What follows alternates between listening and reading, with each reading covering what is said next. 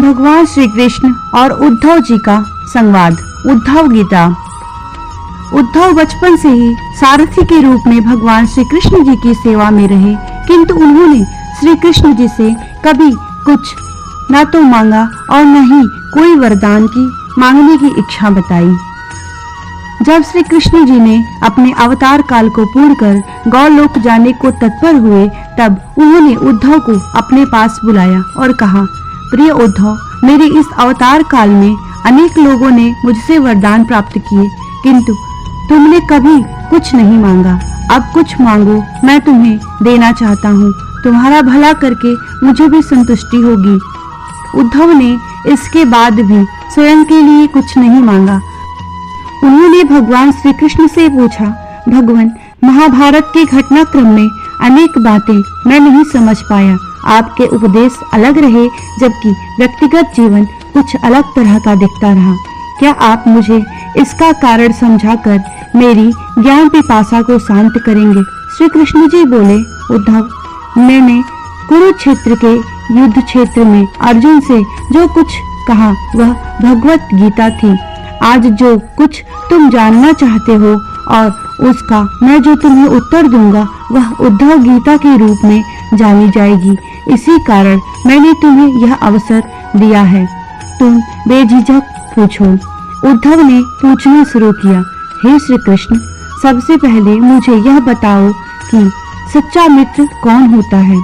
कृष्ण जी ने कहा, सच्चा मित्र वह है जो जरूरत पड़ने पर मित्र की बिना मांगे मदद करे। उद्धव, कृष्ण, आप पांडवों के आत्मीय प्रिय मित्र थे।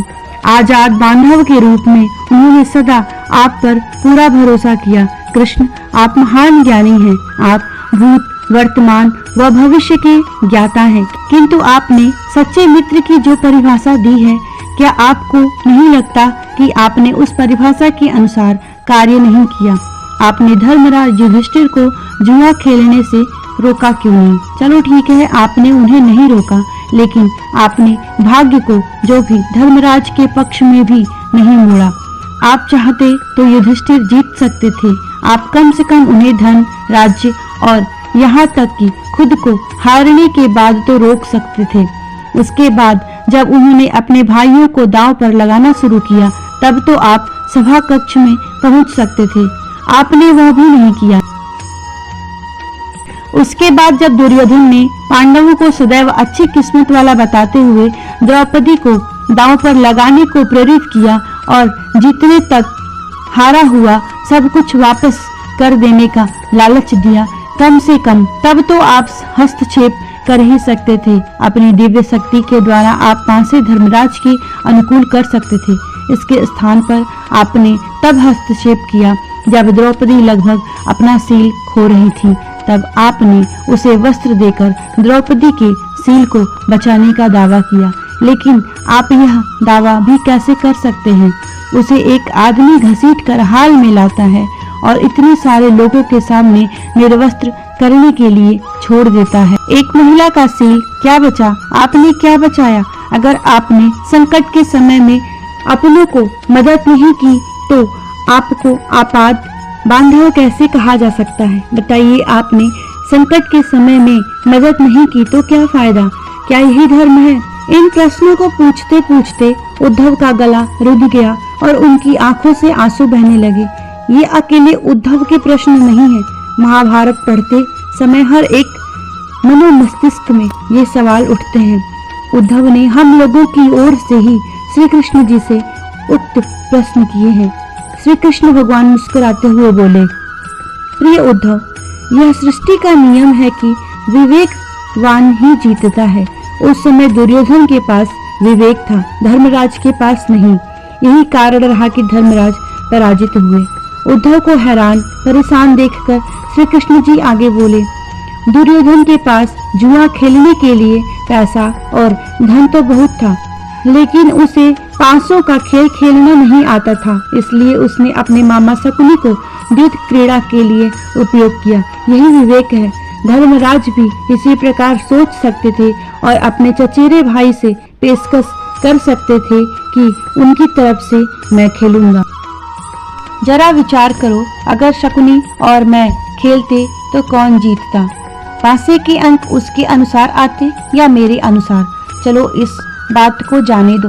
उन्होंने मुझे खेल में शामिल नहीं किया, इस बात के लिए उन्हें माफ किया जा सकता है, लेकिन उन्होंने विवेक शून्यता से एक और बड़ी गलती की, और वह यह, उन्होंने मुझे प्रार्थना की कि मैं तब तक सभा कक्ष में न आऊं जब तक कि मुझे बुलाए न जाए, क्योंकि वे अपने दुर्भाग्य से खेल मुझसे छुपकर खेलना चाहते थे। वे नहीं चाहते थे कि मुझे मालूम पड़े कि वे जुआ खेल रहे हैं। इस प्रकार उन्होंने मुझे अपनी प्रार्थना से बांध दिया। मुझे सभा कक्ष में आने की अनुमति नहीं थी। इसके बाद भी मैं कक्ष के बाहर इंतजार कर रहा था कि कब मुझे कोई बुलाए। भीम, अर्जुन, नकुल और सहदेव सब मुझे भूल गए, बस अपने भाग्य और दुर्योधन को कोसते रहे। अपने भाई के आदेश पर जब दुशासन द्रौपदी का बाल पकड़कर घसीटता हुआ सभा कक्ष में लाया, द्रौपदी अपने सामर्थ्य के अनुसार जूझती रही, तब भी उसने मुझे नहीं पुकारा। उसकी बुद्धि तब जागृत हुई जब दुशासन ने उसे निर्वस्त्र करना प्रारंभ कर दिया, जब उसने स्वयं पर निर्भरता छोड़ दिया। हरि हरि अभयम कृष्णा अभयम की गुहार लगाई, तब मुझे उसके सील की रक्षा का अवसर मिला। जैसे ही मुझे पुकारा गया, मैं अविलंब पहुंच गया। अब इस स्थिति में मेरी गलती बताओ। उद्धव बोले, कान्हा, आपका स्पष्टीकरण प्रभावशाली अवश्य है, किंतु मुझे पूर्ण संतुष्टि नहीं हुई।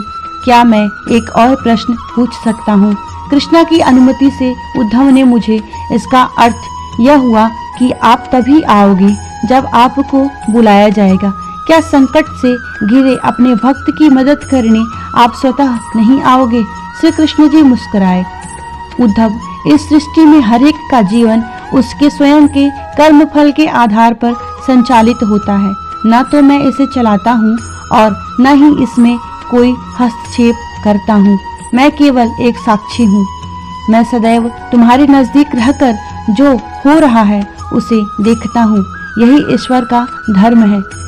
उलाहना देते हुए उद्धव ने कहा, वाह, बहुत अच्छा कृष्ण। तो इसका अर्थ यह हुआ कि आप हमारे नजदीक खड़े रहकर हमारे सभी दुष्कर्मों का निरीक्षण करते रहेंगे। हम पाप पर पाप करते रहेंगे और आप हमें साक्षी बनकर देखते रहेंगे। आप क्या चाहते हैं कि हम भूल करते रहें, पाप की गठरी बांधते रहें और उसका फल भुगतते रहें? तब श्री कृष्ण जी बोले, उद्धव, तुम शब्दों के गहरे अर्थ को समझो।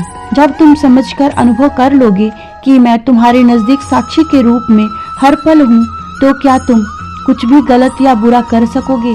तुम निश्चित रूप से कुछ भी बुरा नहीं कर सकोगे। जब तुम यह भूल जाते हो और यह समझने लगते हो कि मुझसे छुपकर कुछ भी कर सकते हो, तभी तुम मुसीबत में फंसते हो। धर्मराज का अज्ञान यह था कि उसने माना कि वह मेरी जानकारी के बिना जुआ खेल सकता है। अगर उसने यह समझ लिया होता कि मैं प्रत्येक के साथ हर समय साक्षी के रूप में उपस्थित हूँ, तो क्या खेल का रूप कुछ और नहीं होता?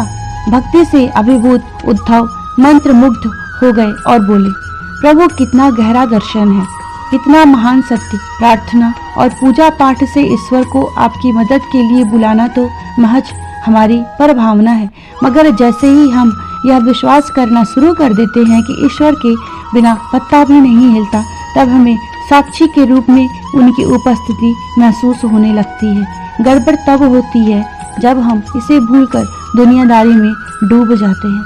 संपूर्ण श्रीमद् भागवत गीता में श्री कृष्ण ने अर्जुन को इसी जीवन दर्शन का ज्ञान दिया। सारथी का अर्थ है मार्गदर्शक। अर्जुन के लिए सारथी बने श्री कृष्ण वस्तुतः उसके मार्गदर्शक थे। वह स्वयं की सामर्थ्य से युद्ध नहीं कर पा रहा था, लेकिन जैसे ही अर्जुन को परम साक्षी के रूप में भगवान श्री कृष्ण का एहसास हुआ, वह ईश्वर की चेतना में विलय हो गया।